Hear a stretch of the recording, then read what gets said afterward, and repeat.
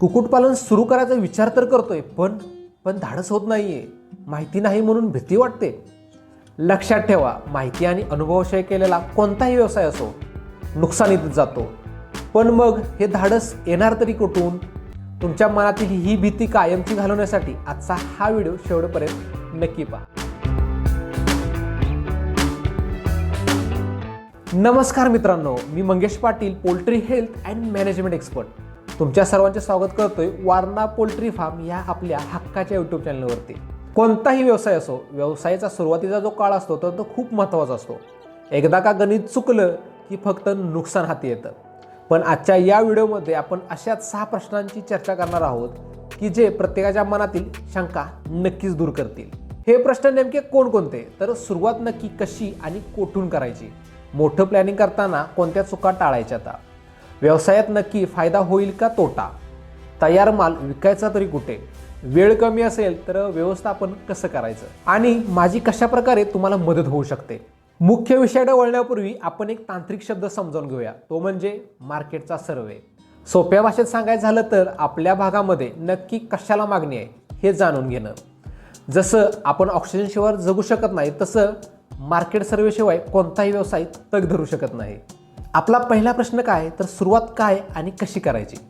सुरुवात करायची आहे हा विचार येणं म्हणजेच आपण प्रगतीच्या मार्गावरती आहोत. पण आजकाल सोशल मीडियावरती मोठे बंगले, गाड्या दाखवून भुरळ पाडली जाते.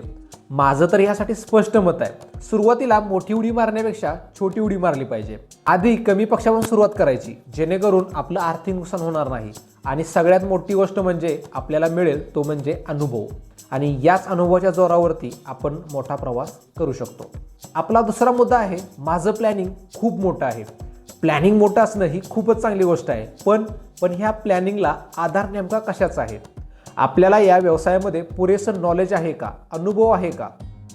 कारण मी अनेक लोक पाहिलेत, सुरुवातीच्या काळामध्येच 2 ते 3 हजार पक्षी एकाच वेळी टाकतात आणि पहिल्याच वर्षी नुकसान होऊन व्यवसाय बंद देखील करतात. जर आपल्या व्यवसायाला अनुभवाचा आधार नसेल तर मोठे नुकसान अटळ आहे. तिसरा जो आपला प्रश्न आहे, मला फायदा होईल का तोटा? याचं उत्तर प्रत्येकाच्या प्रामाणिकपणावर अवलंबून आहे. कुक्कुटपालनातील बारकावे असतील, लसीकरण, संगोपन आणि विक्री व्यवस्थापन, जर ह्या गोष्टी आपण शास्त्रोक्त पद्धतीने शिकलो तर आपला व्यवसाय कोणीच बुडू शकणार नाही. चौथा प्रश्न, विक्री कशी करू?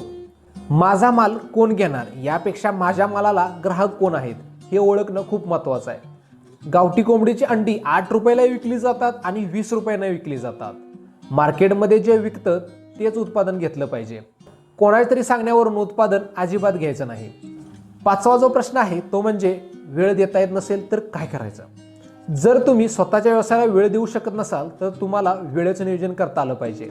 तुमचा कामगार वेळेवर काम करतोय का? कोंबड्यांचं आरोग्य जपतोय का? त्यांना खाया प्यायला देतोय का? ह्या सर्व गोष्टी तो वेळेत करतोय का?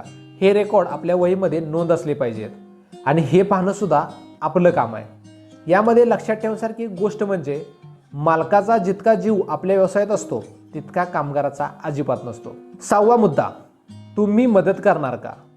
हो नक्कीच, पण माझ्या देखील काही मर्यादा आहेत. मी तुम्हाला योग्य माहिती आणि दिशा तर देऊ शकतो, पण प्रत्यक्षात ग्राउंड लेवलला फक्त तुम्हालाच काम करायचं आहे. माझा व्हिडिओ बनवण्याचा उद्देश हाच आहे की माझ्या शेतकरी बांधवांना योग्य माहिती मिळावी.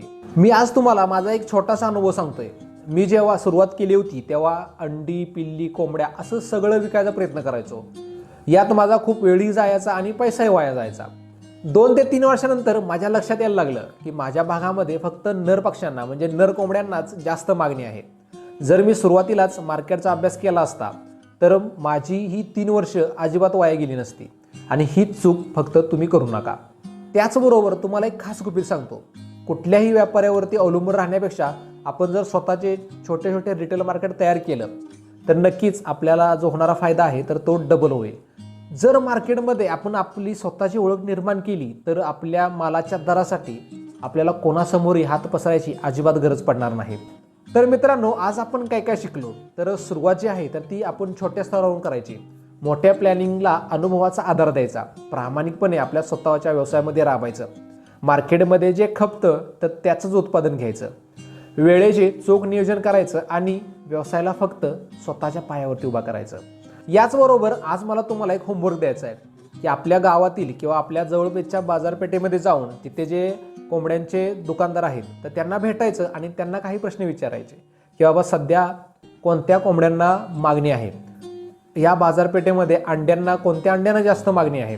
जर तुम्ही ही माहिती प्रामाणिकपणे जर मिळवली तर नक्कीच तुमच्या व्यवसायाचा फायदा होईल आणि तुमचा हा अनुभव कमेंट बॉक्समध्ये नक्की सांगा. जर तुम्हाला स्वतःच्या पायावरती उभा राहून हा व्यवसाय यशस्वी करायचा असेल तर मी तयार केलेल्या ह्या 2 मार्गदर्शिका तुम्हाला खूप मदत करतील. त्यासाठी तुम्ही मला व्हॉट्सअपला मेसेज देखील करू शकता किंवा मला थेट कॉलही देखील करू शकता. माहिती घेऊन केलेला व्यवसाय तुम्हाला कधीच दगा देणार नाही. तसेच पुढच्या व्हिडिओमध्ये आपण पाहणार आहोत की पक्ष्यांचे जे आजार आहेत तर ते न ओळखल्यामुळं आपल्याला नेमकं कोणकोणतं नुकसान होतात. तोपर्यंत ह्या व्हिडिओला लाईक करा, शेअर करा, सबस्क्राईब करा. पुन्हा भेटू पुढच्या व्हिडिओमध्ये. धन्यवाद. जय जवान, जय किसान.